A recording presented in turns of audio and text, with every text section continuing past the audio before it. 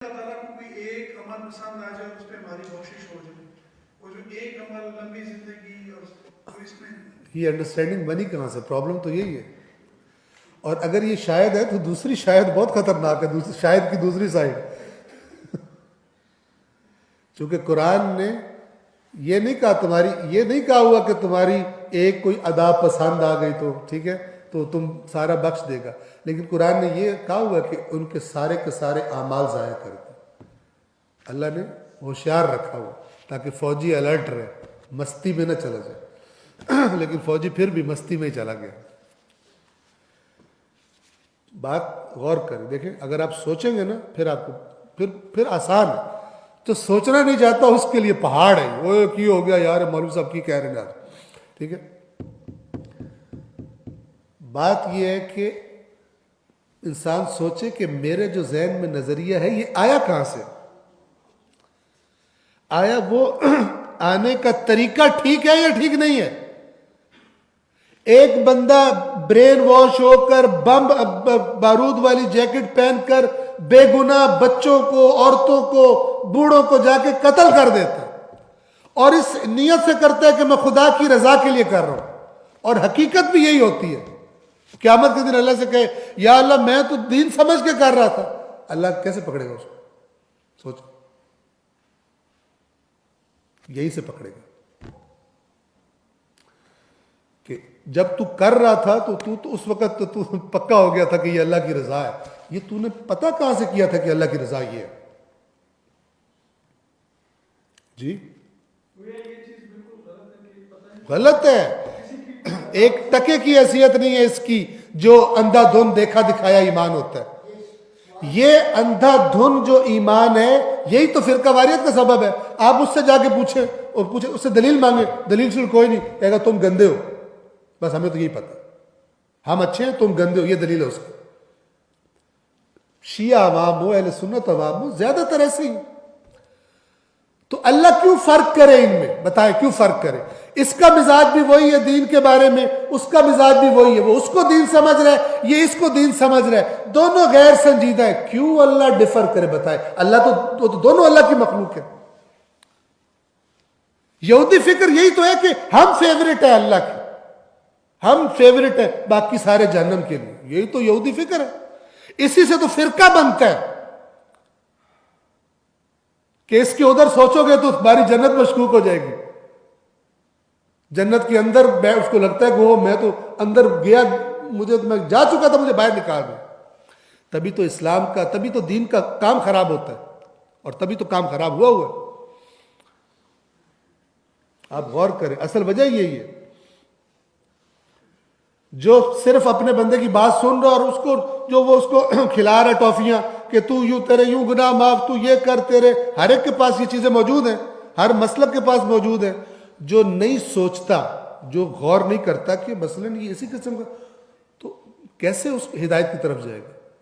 اور اگر یہی مزاج ہے تو پھر اس کے اسی مزاج پہ خدا اسے پکڑے اور میرے اسی مزاج پہ مجھے چھوڑ دے، کیونکہ اللہ نے اس کو ادھر پیدا کیا اور مجھے اللہ نے ادھر پیدا کیا. میرا تو اختیار ہی نہیں تھا. اس کو آپ انصاف کہو گے؟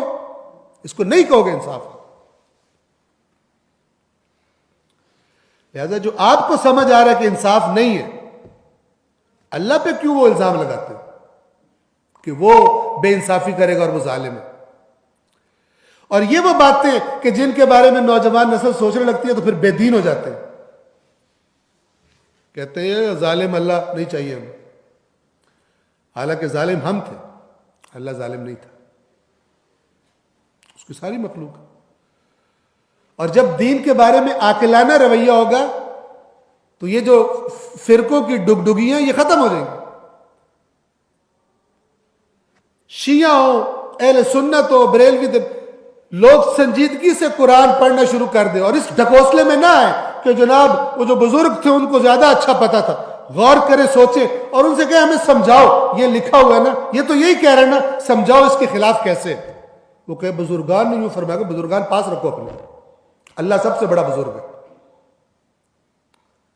جب عوام یہ کرے گی یہ فرقے ختم ہو جائیں گے، یہ ڈرامے بازی ختم ہو جائے گی، یہ بلا وجہ نفرتیں اور قتل و غارت، دوسروں کے مذاق اڑانا، فلان کرنا، جاہلوں کی طرح سامنے بیٹھ کے واہ واہ واہ واہ توہین ہو رہی ہے.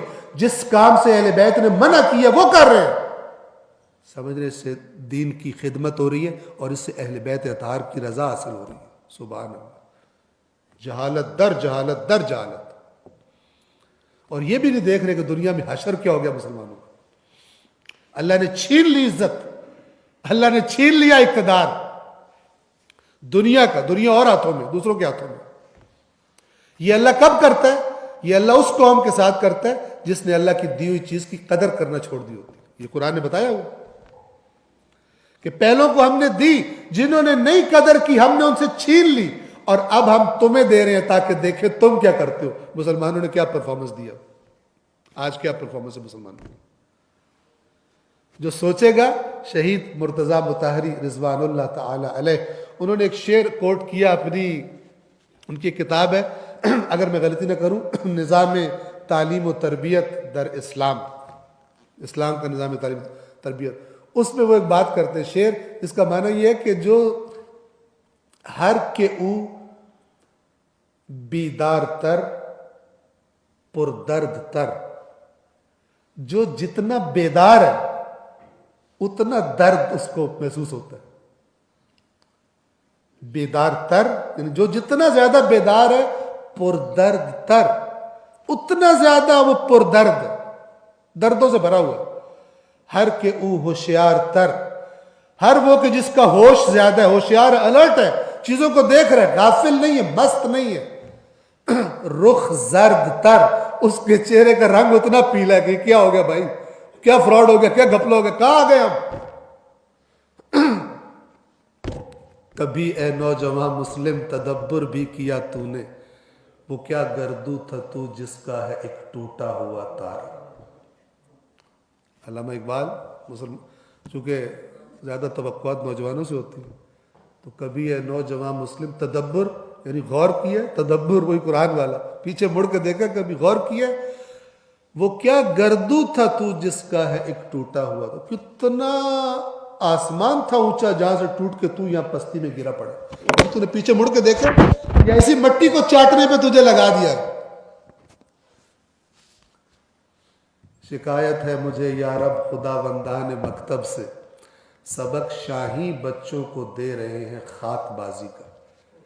وہ جو شاہین کے بچے تھے ان کو خاک چٹوا رہے, کسی دنیا کی پستی پہ ان کو راضی کیا ہوا. کیا اللہ نے ان کو کیا دیا تھا, ان کو بنا کیا دیا.